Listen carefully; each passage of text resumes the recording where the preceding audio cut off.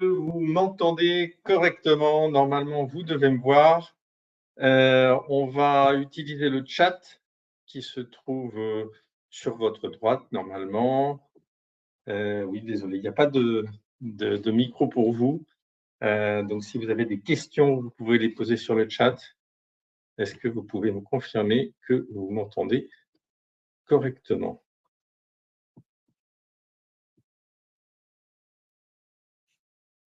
Tac, tac. Bonjour Adeline, bonjour Audrey,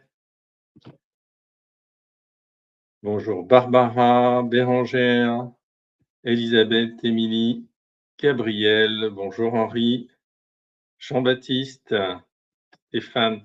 Où est-ce que vous êtes ce matin? Ça va faire laisser le temps de 2 minutes au tas d'artères d'arriver. Moi, ce matin, je suis en Normandie, Table d'Olonne. Super, bonjour Stéphane.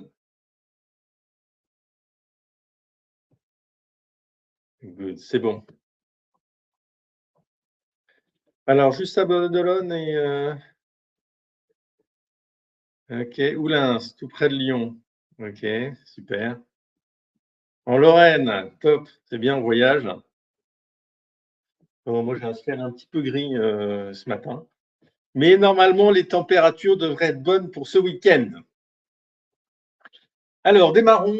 Moi, j'aime bien commencer à l'heure et finir à l'heure, par respect pour les gens déjà qui arrivent on time. Et puis sinon, il y aura le replay.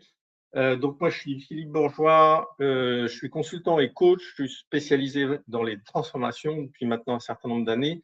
J'ai un cycle de conférences sur les changements, les transformations, en fait, qui vise à partager les expériences que j'ai avec mes clients et qui m'ont amené quand même à avoir un certain nombre de convictions. J'ai essayé pas mal de choses, je me suis pas mal trompé, mais c'est aussi dans les contextes de difficulté qu'on avance et qu'on développe de nouvelles manières de faire. Et aujourd'hui, on va parler de gestion des résistances, qui est un sujet qui est assez essentiel parce que finalement, même quand les changements sont entre guillemets positifs, ou en tout cas que ça, a priori, ça peut être perçu comme positif pour tout le monde, et ben, ça génère de la résistance. Donc, c'est un sujet qui est assez omniprésent que je vais vous partager. Alors, j'ai une approche toujours la même chose. Ça se veut assez vraiment pragmatique, assez opérationnel. Donc, vous verrez, je vous donne des recommandations qui sont assez concrètes. Peut-être en vision d'ensemble, moi, ce qui m'intéresse, ce que j'aime faire, en fait, et ce que je sais bien faire, c'est mobiliser, aligner, structurer, en fait, qui sont trois mots absolument clés parce que en fait, ils sont interdépendants. Hein. Il n'y a pas un ordre 1, 2, 3, parce qu'on ne peut pas mobiliser s'il n'y a pas d'alignement. Et puis, on ne peut pas installer un changement s'il n'y a pas de structure. Donc voilà, ces trois mots sont, je trouve, assez essentiels. Moi, ce que je constate, c'est que dans beaucoup d'organisations, il y a un déficit d'alignement, mais absolument colossal. Alors, souvent au niveau du comité de direction, d'ailleurs, sur quels sont les grands enjeux qu'on a besoin de réussir, les membres du CODIR sont souvent un peu chacun derrière leur ligne, marketing, finance, RH, etc., mais sans vraie vision sur ce qu'ils doivent collectivement réussir, ce qui est quand même une grande difficulté. Et puis opérationnellement sur des projets, là j'ai un de mes clients où bon, c'est un projet qui est relativement important et je vois bien que les parties prenantes sont pas complètement alignées. Donc cette thématique d'alignement, elle est vraiment essentielle. Pourquoi on fait les choses? Qu'est-ce qu'on veut atteindre? Et est-ce qu'on est tous d'accord avec ça? Bon, ça c'était une petite parenthèse.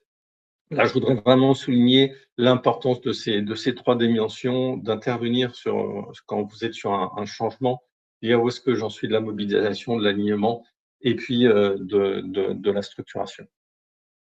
Alors, euh, je vous ai dit que j'avais essayé pas mal de choses et que j'ai eu vraiment beaucoup d'échecs. Et donc, j'ai posé il y a quelques années une vision, en tout cas ma vision sur les transformations éthiques que j'ai partagée avec d'autres professionnels, coach et consultant de plusieurs pays. Et puis voilà, on a posé les fondamentaux de cette association sur les transformations éthiques. Si vous voulez en savoir plus, on a un mini-site Et puis, si vous êtes dans les transfos, on sera ravis de vous accueillir. C'est vraiment réservé aux professionnels de la transfo. Là, vous avez les piliers principaux. On a des outils, on a pas mal de choses derrière. Donc, si ça vous intéresse, ce n'est pas l'objet du jour, mais retrouvez-nous sur ce mini-site. Alors, à propos de la gestion des résistances, moi, je n'aimerais pas commencer par vous écouter un petit peu, en tout cas vous lire. Quelles sont les raisons pour lesquelles les gens résistent de votre fenêtre, vu de votre fenêtre? Qu'est-ce que vous observez comme raison concernant les résistances dans vos projets de changement? Bonjour Isabelle. Bonjour Audrey. Alors, je vous invite à répondre dans le chat. Quelles sont les raisons pour lesquelles les gens résistent? Pas de raison de changer, bah oui, on est bien, hein. Effectivement, Gabriel. Ça, je l'entends souvent. Peur de changer. La peur de changer, effectivement, est un sujet très, très, très présent dans les changements. La peur, et on va le développer un petit peu plus loin. La perte de repères, effectivement, l'être humain a besoin de repères. Et surtout, alors là, on peut parler de saturation du changement dans un certain nombre d'organisations. En fait, il y a beaucoup de changements et quand il y a beaucoup de changements, c'est des pertes de repères, donc c'est de l'inquiétude. Et effectivement, ça peut avoir des conséquences très, très néfastes. Le manque de communication, et effectivement, certaines organisations ont tendance à dire, bon, ça y est, c'est bon, j'ai communiqué. Mais en matière de changement, il vaut mieux communiquer et surcommuniquer et communiquer régulièrement. C'est essentiel.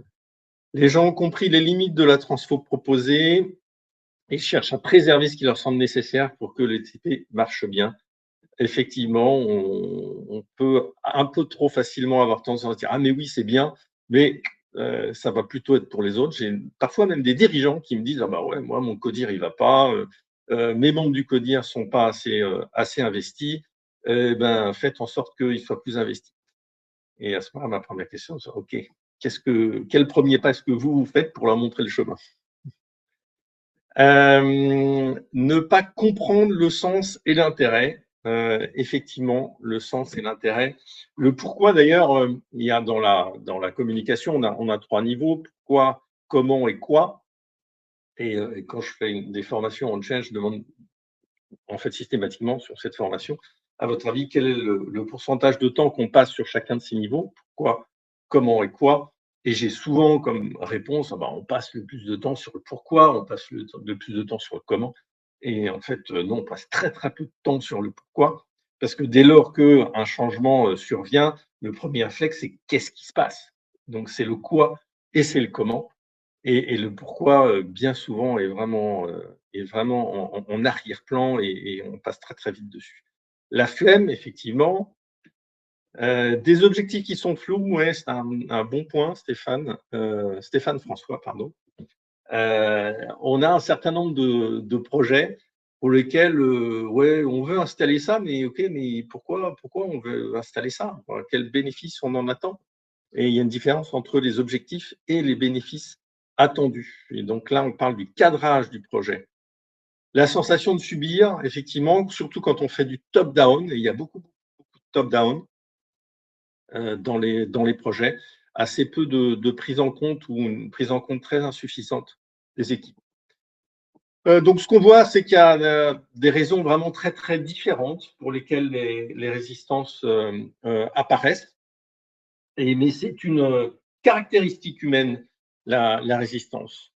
Et donc, si on veut résumer, en fait, il y a 3 grandes familles, vraiment 3 grands sujets qui ressortent en matière de pourquoi les résistances apparaissent. Il y en a qui ne veulent pas. Alors, il y en a qui ne veulent pas pour des raisons objectives ou subjectives, hein. Des raisons objectives, ça va être, je suis en saturation, là, je suis à 110% de mes capacités. Je veux pas, c'est pas que je veux pas, c'est que je peux pas, c'est pas possible. J'ai trop d'activités en ce moment, ou alors j'ai déjà 4 changements à mettre en œuvre. J'avais eu un client dans la banque comme ça où je formais des directeurs régionaux et je leur demandais combien vous avez de projets en ce moment à mettre en œuvre. Ils me disaient 12. Vous avez 12 changements à mettre en œuvre. J'ai dit, comment vous faites, comment vous priorisez? On se débrouille. Voilà, bon ça, ce genre de choses, c'est un énorme problème parce que cette hiérarchisation, elle est à la main des opérationnels, alors que c'est logiquement à l'organisation de définir les priorités en matière de changement. Voilà, donc ne veulent pas, qui est le premier, et puis ne veulent pas, ça peut être aussi pour la raison, ben voilà, le directeur de projet ou le sponsor de ce projet, je ne peux pas le blairer, donc même pas en rêve, je ferai tout ce que je peux pour mettre en échec ce projet. Alors, ça peut faire sourire, mais c'est quand même la vraie vie, hein, si on regarde bien. Ne se sentent pas capables, et ça, c'est vraiment important de le prendre en compte. Et particulièrement, moi, ce que j'observe pour les managers. Il y a beaucoup de managers, en fait, qui se disent, bah, tiens, là, il y a ce projet qui arrive, mais moi, je sais pas comment je vais l'expliquer à mon équipe, les accompagner. Et donc, il peut y avoir vraiment une inquiétude significative au niveau des managers. Et puis, la troisième raison, hein, et puis vous l'avez bien évoqué, c'est ne comprennent pas. Euh, et la difficulté qu'on a là, je pense depuis quelques années, en fait, c'est que on a un volume de changements, un volume de projets qui est assez important. On a des cycles de temps qui sont de plus en plus courts. On a besoin d'aller toujours de plus en plus vite. Donc, si vous regardez, si vous regardez votre pourcentage de tâches urgentes, je pense que depuis quelques années, elle a fortement augmenté. Il faut faire de plus en plus, et de plus en plus vite. Et donc, le temps, peut-être qu'on prenait un petit peu plus il y a quelques années pour expliquer et puis intégrer les informations, parce qu'il y a le moment où on reçoit les informations, et puis il y a un temps d'incubation, notamment quand c'est des projets un petit peu importants. Il faut avoir le temps de le digérer, se poser des questions, de les poser, de recevoir les réponses. Et donc, ce temps souvent n'est pas pris. Hein, moi, j'ai déjà eu des gens en formation ou en accompagnement et que je voyais arriver, ils ne savaient pas pourquoi ils étaient là. Et puis, quand on leur parlait quand on présentait le projet, ils disaient, je suis pas au courant. Je suis pas au courant. Voilà. Donc, cette compréhension, c'est un besoin fondamental hein, qu'on a de comprendre pourquoi on a besoin de faire ci ou de faire ça. Donc, prendre le temps d'expliquer le pourquoi, et on parle bien du pourquoi hein, du projet, on ne parle pas du comment et du quoi qui sont très importants, mais le plus important, c'est vraiment de commencer par ce pourquoi, et ensuite seulement de donner des repères. Alors, moi, j'ai une invitation vraiment importante. Ça, c'est vraiment un point clé, en fait. C'est vraiment changer de regard sur la résistance. Alors, vous allez me dire, ah oui, la résistance, c'est casse-pied parce qu'on n'avance pas ou on n'avance pas assez vite. Ben, oui et non. Mais, OK, elle est là, la résistance. Et je compare souvent la résistance à une objection pour un commercial. Voilà. Ne pas tenir compte d'une objection pour un commercial, eh ben, c'est rater sa vente. Eh ben, en change, c'est pareil. Ne pas tenir compte de la résistance, ne pas la prendre en compte, ne pas l'écouter, ne pas plonger dans cette résistance, c'est eh ben, potentiellement mettre en échec le projet ou en tout cas ne pas obtenir tous les bénéfices qu'on attend de ce projet. Et en fait, bien trop souvent, il y a ce déni. J'ai beaucoup de personnes beaucoup d'organisations où je vois que la résistance, on a tendance à la mettre un petit peu sous le tapis. Et j'y vois vraiment un risque important parce que la résistance, elle a du sens. Elle a du sens, un sens qui peut être avéré parce que ça peut même avoir un sens pour l'organisation. Ça a un sens pour la personne, évidemment, hein, et on ne la contrôle pas. Hein, on peut la contrôler, cette résistance. Mais en tout cas, l'émotion qu'on va ressentir par rapport à un projet de changement, elle ne se contrôle pas. Et je vais vous donner des exemples, moins d'exemples de résistance qui a du sens. Il y a quelques années, on lançait un CRM et les équipes ont résisté dès qu'elles l'ont vu arriver. Et en fait, quand je me suis intéressé à pourquoi ils résistaient, en fait, je me suis rendu compte que le paramétrage n'avait pas été bien fait du tout, en fait, et que la réponse qui était apportée par le projet aux utilisateurs, ben, il y avait un énorme problème d'alignement et que le CRM ne répondait pas du tout aux besoins qu'avaient les équipes. Donc la résistance, elle peut avoir un vrai sens objectif pour l'organisation. Alors dans d'autres cas, évidemment, ça peut être des raisons beaucoup plus personnelles, très subjectives, des notions de personnes. Et justement, la diversité est importante. Et c'est pour ça qu'il est essentiel de vraiment changer de regard sur cette résistance et se dire c'est une information importante et je vais analyser cette, cette résistance. Et je voudrais souligner la conséquence, en fait, ou quelque chose, l'émotion qui va souvent avec la résistance, c'est l'installation de l'inquiétude ou de la peur. Et je dis souvent que le plus grand risque que vous avez pour vos changements et puis pour votre quotidien en général, en fait, c'est le pire ennemi d'une organisation, c'est la peur. Il y a pas de pire ennemi. Pourquoi? Parce que si on fait juste un petit peu de biologie, voilà, on a un cerveau qui est à peu près tous le même, hein, avec 3 parties dans le cerveau et quand le contexte est favorable, on peut utiliser son néocortex et créer et avoir une réflexion, un vrai discernement. Dès lors que la peur s'installe, et ben, les 2 premières parties du cerveau néocortex et le cerveau limbique qui est plus dans la répétition, et ben, ces 2 parties sont interrompues, ne sont pas accessibles et lorsque le cerveau reptilien est en mode de fonctionnement, donc dès que la peur est là, en fait, on n'est capable que de se battre, de se figer, ou de s'éloigner, de quitter l'environnement qui suscite cette peur. Et donc, à la seconde où la peur s'installe dans une équipe ou dans une organisation, eh ben, plus rien ne peut fonctionner. Il y a plus de discernement où il devient très mauvais, il y a de l'individualisme. Et donc, laisser s'installer la résistance, c'est aussi laisser s'installer cette inquiétude et cette peur qui est vraiment extrêmement néfaste pour une organisation.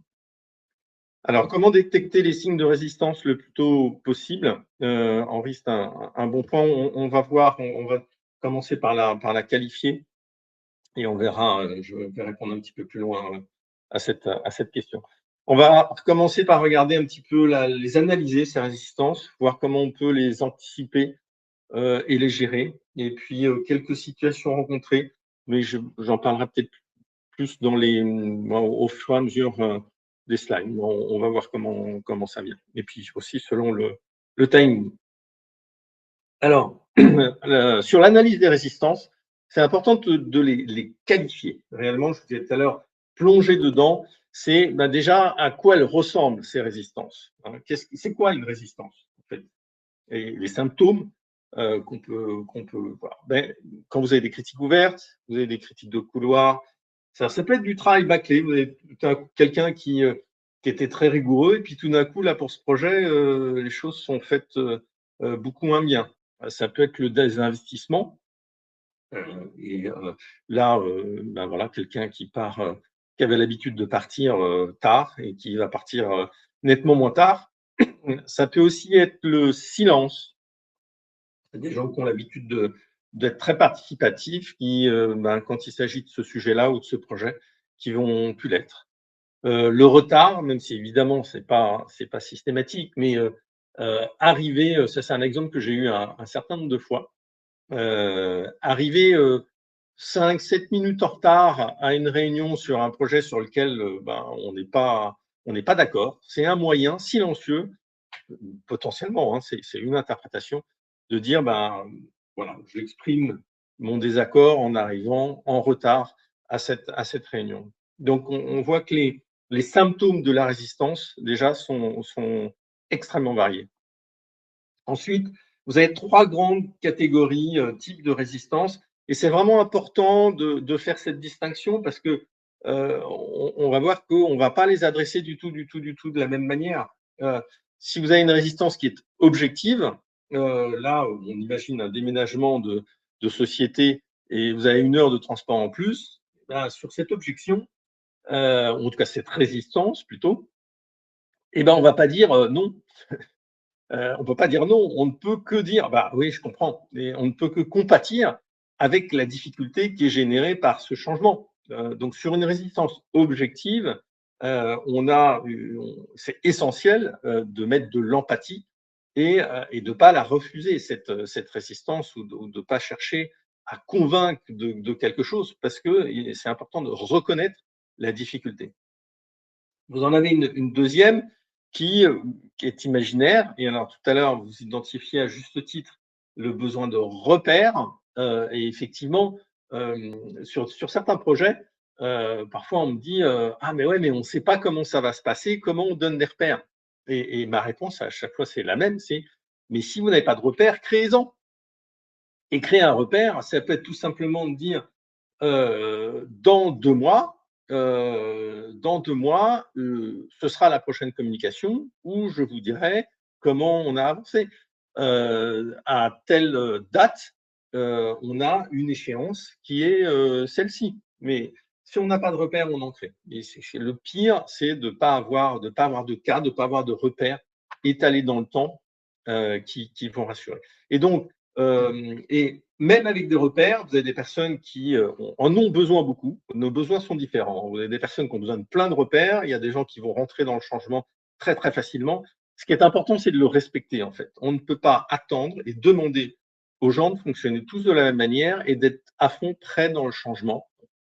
C'est vraiment essentiel de respecter ces différences, d'où le fait d'avoir une approche structurée, structurante, qui permet à chacun d'avancer à son rythme, sachant que le rythme du projet ne doit pas être le dénominateur commun le plus bas, mais quand même une moyenne la plus haute possible, mais en tenant compte des différences.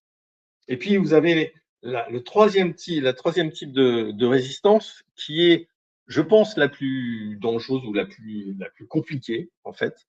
Ce sont les résistances qui ont une origine symbolique. Et là, ben voilà, hors de question de ne plus avoir mon bureau à l'étage de la direction. C'est oui, avec les travaux qu'il y a dans le parking, eh ben, je ne vais plus avoir ma place à côté du comité de direction. Ou c'est dans les dotations d'ordinateurs. Il y a 3 modèles, puisqu'il y a eu des commandes différentes. Et puis, il y en a un des 3, il est un peu mieux que les autres. Voilà. Ce sont des symboles. Ce sont des symboles, mais bon, l'être humain est insuffisant et nous ne sommes pas indifférents à ces symboles. Donc, c'est important d'en tenir compte et de se dire, voilà, ce changement, par exemple, on peut se dire qu'un déménagement, c'est simple. Ben non, c'est pas simple, c'est plutôt très compliqué. Parce que justement, il y a plein de symboles, il y a plein d'envies individuelles. Et le déménagement est quelque chose de très compliqué à gérer. Il y a un certain nombre de projets qui sont compliqués. L'ERP est un sujet également très compliqué, même si on va évidemment retrouver moins de symboles que sur le déménagement. Mais voilà, les projets ont des impacts qui peuvent être particulièrement différents selon leur typologie. Voilà, donc 3 types de résistance. Et puis ensuite, une question. Quand des résistances apparaissent, de ce que vous observez, comment est-ce que l'organisation réagit? Si vous entendez parler de résistance, il se passe quoi? Le mutisme de l'organisation, oui, alors là, on touche du doigt le déni qu'il peut y avoir. On dit ben non, non, non. Ou alors, j'ai pas vu par écrit les résistances. Qu'est-ce que vous observez comme réaction si l'organisation se dit bah tiens, il y a des résistances? Des tractations sous-jacentes. OK, en s'appuyant sur la courbe du deuil, on attend que ça passe. OK, alors ça, c'est effectivement, il y en a pas mal. La ligne du parti. Comment réagir face à une objection symbolique? Ah, ça, c'est une bonne question. C'est une très bonne question. Alors, j'aurais tendance à dire, par rapport à du symbole, la fermeté et le sens, en fait. D'abord le sens et ensuite la fermeté. Parce qu'on n'a pas grand-chose sur lequel s'appuyer. Alors après, il peut y avoir des démarches individuelles, mais sur le symbolique, ce qui prime avant tout, c'est le sens, c'est pourquoi on fait les choses. Et puis, d'être relativement ferme parce que les leviers sont bien maigres sur du symbole. On demande des explications, oui, effectivement, intéressant, on questionne. Alors malheureusement, les organisations, je trouve, ont assez peu tendance à questionner et à approfondir les résistances. Moi, ce que j'observe, et puis je ne serais pas surpris que vous disiez ah oui, en effet. En fait, quand il y a des résistances, les organisations ont tendance à réexpliquer pourquoi, à redire pourquoi c'est important. Euh, et en fait, ben, parfois, ce n'est pas le problème. Et donc, et là, j'en viens à mon point suivant, qui est essentiel, c'est le moment où la résistance, elle apparaît. Parce que si la résistance apparaît au tout début, eh ben, à ce moment-là, on est en droit d'imaginer que c'est le pourquoi de ce projet qui fait qu'il y a de la résistance. Donc, si c'est sur le pourquoi, effectivement, on va réexpliquer le pourquoi de ce projet. Mais si on est sur l'étape suivante qui est et moi dans tout ça. Alors, moi, j'ai parfaitement compris qu'il fallait faire un déménagement, hein, mais moi, ça me fait 1 heure de transport en plus. Donc, vous êtes gentil. Sur l'étape 1, je suis d'accord. Sur le pourquoi, c'est parfaitement clair, hein, mais moi, je résiste parce que moi, je n'ai pas envie de me faire 7 heures de transport en plus. Et donc là, ça ne sert absolument à rien de réexpliquer le pourquoi parce que le pourquoi, il est tout à fait clair. Donc là, ce dont il s'agit, c'est de traiter la résistance. Et la résistance et moi, comment je suis pris en compte et comment je suis accompagné pour gérer cette vraie contrainte que ça me génère. Après, ça peut être de la résistance qui est au moment de la préparation. Euh, un exemple, voilà, il y a un nouveau CRM. J'ai compris pourquoi il fallait le mettre en place. Je suis prêt à le faire. Je suis prêt à y aller. Voilà. Et je me forme, mais j'ai une appétence digitale qui est quand même assez faible. Et donc, je résiste. Non pas parce que je veux pas, mais parce que c'est compliqué pour moi. Le digital, c'est pas mon truc, quoi. Voilà.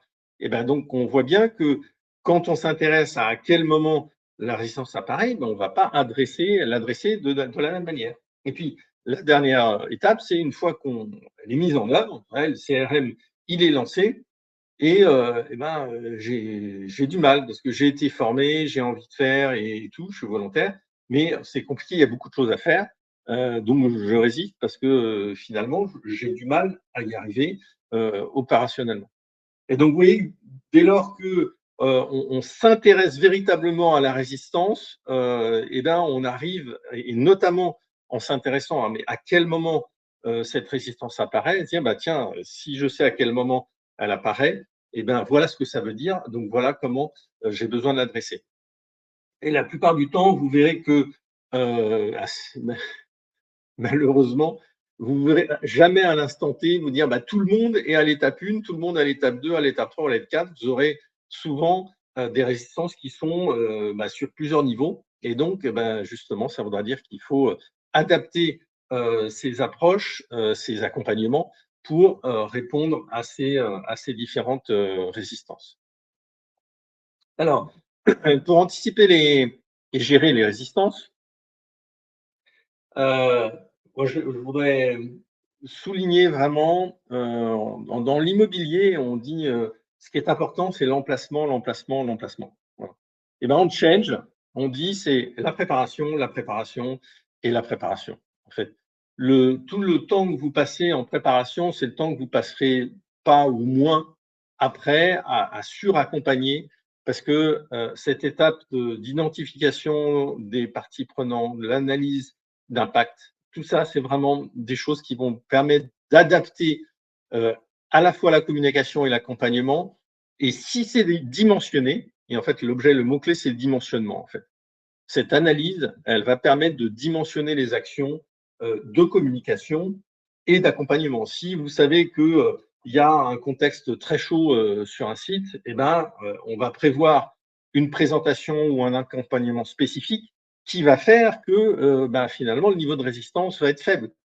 Peut-être que sur ce site-là, on va se dire, bah, tiens, compte tenu de la situation, on sait qu'on a un influenceur ou un leader d'opinion qui n'est pas nécessairement hiérarchique, hein. Il y a des leaders d'opinion dans toutes les organisations qui ne sont pas des hiérarchiques.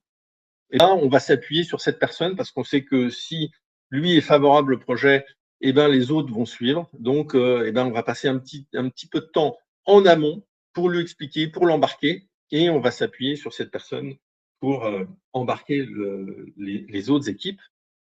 Et donc, vous voyez, on a des moyens qui sont relativement simples pour réduire, anticiper ce niveau de résistance, mais ça requiert de la préparation. Et donc, ça veut dire que la conduite du changement, elle doit démarrer au début du projet. Si ce n'était pas une évidence pour vous, eh ben, voilà, maintenant vous comprenez pourquoi il faut commencer la conduite du changement tôt dans un projet. Euh, en conduite du changement, il y a la difficulté aussi, c'est que on ne peut pas dire, tiens, c'est telle personne qui est responsable de la partie change et il n'y a qu'une personne. En fait. Il y a différents rôles pour conduire le changement, en tout cas pour réussir le changement et donc faire en sorte que soit il y ait peu de résistance, soit il y a des résistances, mais à ce moment-là, elles sont correctement gérées. Il y a le rôle essentiel, ce sont les exécutifs. Les exécutifs, donc le comité de direction, c'est de sponsoriser activement le projet. C'est à eux de porter le projet d'un point de vue projet et de définir les budgets, le cadre, etc. Mais surtout de porter la voix du projet dans l'organisation et de dire et de répéter ce projet est important, ce projet est important, ce projet est important. Ensuite, vous avez l'équipe projet euh, qui a besoin de travailler de manière coordonnée avec le change et un peu trop souvent, l'objectif du projet, alors c'est un peu moins le cas maintenant, mais c'est encore le cas dans certaines entreprises, le projet il dit, moi, mon objectif, c'est livrer la solution, par exemple de livrer le CRM. Ben oui, mais livrer le CRM, c'est pas ça, réussir un projet. Réussir un projet, c'est la livraison et l'adoption par les équipes. Donc, l'équipe projet, dans son projet, c'est essentiel qu'elle intègre cette partie de change. Et donc, il y a un vrai rôle de change également dans l'équipe projet. Le change manager, bah, c'est de bâtir le plan de conduite du changement, de mettre en œuvre les actions, etc. Donc, ça, c'est assez évident. Les managers ont un rôle absolument clé dans la conduite du changement. Les managers, c'est la courroie de transmission des changements. Voilà. J'ai travaillé sur un plan de transfo il y a l'année dernière pour 2500 personnes et il n'y avait pas du tout cette habitude de s'appuyer sur les managers. Et j'ai dit au DG, bah, on va faire une journée avec les managers. Et quoi, une journée complète avec les managers? Et en fait, il ne comprenait pas pourquoi. Et je lui ai expliqué, on a fait cette journée manager et ça, ça a été un changement culturel, on peut le dire, dans la boîte absolument considérable parce que les managers se sont sentis entendus et véritablement pris en compte dans le rôle de manager et également sur les projets, et alors que ce n'était pas du tout le cas avant. Les managers, c'est vraiment essentiel. Les communications projets et au moment de l'embarquement doivent absolument être faites en deux temps. D'abord les managers et ensuite les équipes. Et les managers sont des collaborateurs avant d'être des managers. Et ça, c'est important de ne pas l'oublier également. Et puis, il peut y avoir des agents de changement. Des agents de changement, c'est des relais, c'est des ambassadeurs du changement. On a dans beaucoup de boîtes, il y a des ambassadeurs digitaux, des ambassadeurs IA. Eh bien, il peut y avoir des agents de changement qui ont un rôle d'accompagnement opérationnel sur un ou plusieurs changements. Et donc, on voit il y a une certaine, et c'est ce qui fait vraiment la complexité de la conduite du changement, c'est que la conduite du changement ne peut pas dépendre d'une personne, elle dépend de l'activation de ces différents rôles. Donc, la première étape, c'est de le comprendre. Ensuite, c'est de former ou d'accompagner ces différents rôles pour qu'ils soient joués et puis surtout de piloter l'ensemble. Alors, et le risque de ne pas conduire le changement, eh ben, c'est de faire ce qu'on appelle du damage control. Et entre nous, je pense qu'il y a, il y a plus de la moitié des dossiers sur lesquels on travaille qui est du damage control parce que finalement, le change est intégré beaucoup trop tardivement. On n'a pas le temps de faire l'analyse d'impact. Et à ce moment-là, ben, on va au plus urgent. Mais dans certains cas, ça peut être vraiment compliqué parce que de rater un lancement, le rattrapage derrière, il peut être vraiment source d'énormément d'efforts, d'énergie et donc de difficultés pour les équipes. Donc, sur des projets un peu stratégiques, moi, je vous conseille de démarrer le change assez tôt. Alors, une recommandation très opérationnelle, là, pour le coup, et pour justement éviter d'avoir trop de résistance, c'est l'atelier crainte-espoir. Cet atelier crainte-espoir, moi, je l'utilise dans 100% de mes projets. 100% de mes projets, c'est pas compliqué. Moi, j'ai 5 étapes dans cet atelier. Alors, vous pouvez avoir 10, 20, 50, 100, 200 personnes. Vous pouvez faire du présentiel, du distanciel, du mix présentiel et distanciel. Ça ne se fait qu'au démarrage d'un projet, hein, pour embarquer et pas sur plus de 60 minutes, surtout pas. La première étape, c'est de faire intervenir le sponsor pour expliquer le pourquoi du projet. Ensuite, aller sur le directeur de projet ou le directeur du programme pour donner des repères. Une fois qu'il y a eu la présentation du projet, il y a des questions de clarification parce qu'on ne peut pas s'exprimer sur ce que ça fait si le projet n'est pas clair, hein. Et donc, pour ça, moi, j'utilise un outil digital, hein, c'est assez facile de demander avec pièce 100, 200, peu importe, hein. Je l'ai fait jusqu'à 200 personnes. Donc, quand c'est des grosses organisations, je fais par 200. Donc, question de clarification auquel soit le directeur de projet de programme répond, soit le sponsor, selon qu'on est soit sur le pourquoi, soit sur le comment. Ensuite, quels sont les espoirs que suscite ce projet? Et en fait, il y a toujours des gens qui sont positifs sur les projets. Donc, on va valoriser ces éléments-là. Et puis ensuite, la question, c'est pas quelles sont vos craintes, mais quelles sont les éventuelles craintes que peuvent générer ce projet. Et c'est important de les écouter. Et c'est pas parce qu'on écoute qu'on est d'accord. Ça n'est pas parce qu'on écoute qu'on est d'accord. Mais le poser sur la table et dire, OK, il y a ça qui sort comme crainte, c'est essentiel. Et puis, avec des systèmes de like, et en distanciel, on peut vraiment faire ça, mais en distanciel, en présentiel, c'est-à-dire que les gens sont dans une salle, sont chacun sur leur téléphone. Vous savez immédiatement ce qu'il y a comme crainte, en fait. Et ça a énormément de valeur. Parce qu'à ce moment-là, on va commencer à traiter les craintes. Mais on va donner le micro. En général, c'est plutôt le sponsor, parce qu'on va plutôt être sur des sujets un peu stratégiques. Et puis, il s'agit de rassurer. Donc, ça va plutôt se faire avec le sponsor. Et on va commencer à répondre aux plus grandes inquiétudes. Et l'outil que j'utilise, j'ai un trou. Je vous le mettrai. J'ai un trou. Je vous le mettrai en vous envoyant le replay. Mais il y en a plusieurs. Il y a plusieurs applis. Hein. J'en ai utilisé plusieurs. WooClap, voilà. C'est WooClap. Ça s'écrit comme ça. Voilà. Donc moi, j'utilise WooClap, mais il y en a d'autres. Voilà, normalement. Voilà, c'est bon. Donc, les craintes, alors c'est essentiel de pas toutes, en général, on n'a pas le temps de toutes les traiter, mais ce qui est important, c'est de démarrer, parce que ça envoie un signe fort.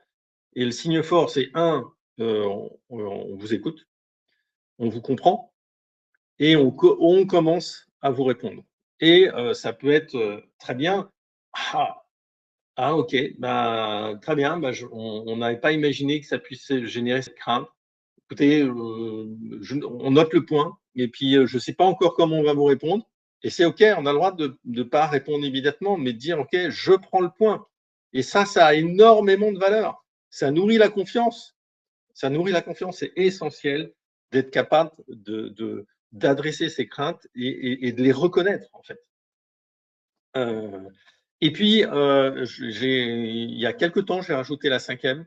Au début, j'en avais que 4 et en fait, il y a une question qui est, je trouve, très pertinente, c'est de leur demander leur recours. C'est de dire: «Ben, voilà, par rapport à ce projet, est-ce que vous avez des recos à nous faire? Est-ce qu'il y a des choses à prendre en compte? Vous avez des recos spécifiques?»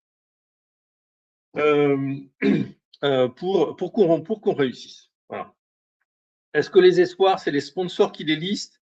Alors, les espoirs, ils sont donnés par les participants, hein, parce que vous trouverez toujours des participants qui vont souligner, l'espoir que peut susciter un projet et qui, évidemment ou normalement, va résonner avec ce qu'a dit le sponsor. Mais parfois pas toujours, parce que, il y a des opérationnels qui vont se dire: «Ah bah ouais, tiens, ça c'est génial, parce que ça va me permettre ça ou ça, à mon niveau». Alors, il faut être un peu sioux aussi. Je ne vous cache pas que, la difficulté sur ce genre de choses, en fait, c'est le démarrage. Donc moi, sur ces ateliers, je vais demander à deux trois personnes, j'en dis: «Bon, je voudrais que tu amorces la pompe, donc tu me mets un ou 2 espoirs, de manière à ce qu'il y en ait déjà, 4-5 dans les premières secondes». Parce que dès qu'il y en a 4-5, après les autres, ils vont liker et ils vont en remettre d'autres. Ce qui est important, c'est une séquence qui est en général assez courte, c'est de les valoriser, de les lire en fait. Alors ça peut être le sponsor, ça peut être l'animateur s'il y en a un. Moi, ça m'arrivait souvent, c'était plutôt moi qui le faisais. Mais ça peut être le sponsor s'il a cette capacité à animer, mais que tout le monde visualise en fait les espoirs et surtout le nombre de likes qu'il y a sur ces espoirs. Dire: «Ah tiens, oui, effectivement, vous avez identifié ce point-là, qui est en lien avec ce qu'a dit le sponsor» ou pas, c'est peut-être quelque chose de nouveau, mais vraiment de valoriser. Heu, voilà et donc cet atelier Crainte Espoir, il y a beaucoup de dirigeants qui m'ont dit: «Oh là là, mais si on commence à leur demander, ce qu'ils en pensent», je dis: «Mais non, non, non, on leur demande pas ce qu'ils en pensent. On leur demande ce que ça leur fait. C'est pas la même chose. On leur demande pas ce qu'ils en pensent. C'est uniquement ce que ça leur fait et ça, c'est important. C'est très important que les gens se sentent pris en compte. Parce que c'est comme avec les enfants, un enfant qui se sent, entendu, heu et ben, c'est beaucoup plus facile derrière, d'accepter les choses. Et donc ne pas faire cet atelier Crainte Espoir, moi je fais vraiment sur 100 de mes projets, hein. Il y a pas un projet où je fais pas ça. Et ben, c'est laisser le champ libre au développement de la résistance et puis c'est surtout avancer sans prise en compte de la réalité à l'aveugle. Là, l'avantage, c'est que immédiatement, vous savez, si ça va être chaud ou pas. Voilà et vous savez pourquoi, éventuellement, ça va être chaud. Donc cet atelier Crainte Espoir, je vous invite vraiment très, très vivement à l'utiliser. Heu et alors je vois qu'il est 9h44 et je n'aime pas être en retard, je trouve que c'est irrespectueux pour les gens qui ont prévu un temps spécifique. Donc je vais aller directement à ma conclusion. Heu et donc voilà, les résistances, elles sont inhérentes à la dimension humaine. On peut évidemment les atténuer de manière à la fois proactive et réactive. Les enjeux, c'est surtout de changer de regard sur la résistance, de se préparer et d'intégrer le change dès, dans la démarche du projet et puis surtout dès le début du projet.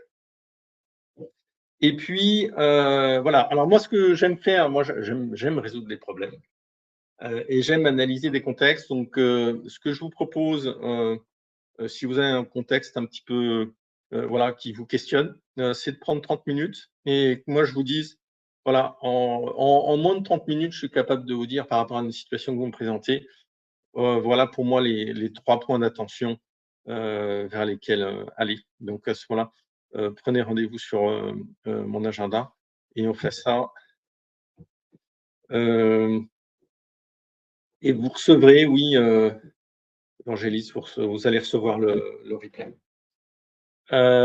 Et puis la prochaine conf, ce sera le vendredi 10 avril à 9 h. Et moi, j'adore ce sujet de plan de transfo, d'alignement. Vous vous rappelez tout à l'heure, je parlais de mobiliser, aligner, structurer. C'est exactement ce que je fais sur un plan de transfo avec c'est quoi les batailles qu'on doit remporter, c'est quoi l'histoire du changement qu'on raconte, comment on structure, comment on embarque. Et ce sera le vendredi 10 avril à 9 h. Et il est 9h45. Alors, l'atelier Crainte Espoir, hein, moi, je le fais avec toutes les équipes, surtout. Plus c'est large, mieux c'est. Et pour mon plan de transfo de 2500 personnes, en fait, on l'a fait sur chaque site en présentiel avec une partie du comité de direction et ça se fait super facilement. Donc, c'est vraiment avec tout le monde. Alors, évidemment, il faut que le comité de direction, en amont, il soit préparé, mais logiquement, les choses sont préparées avec le comité de direction. Voilà, Gabriel, a priori, oui, ça a répondu. Good. Eh bien, écoutez, très belle journée à tous, excellent week-end, et puis au plaisir de vous retrouver prochainement. Bye bye.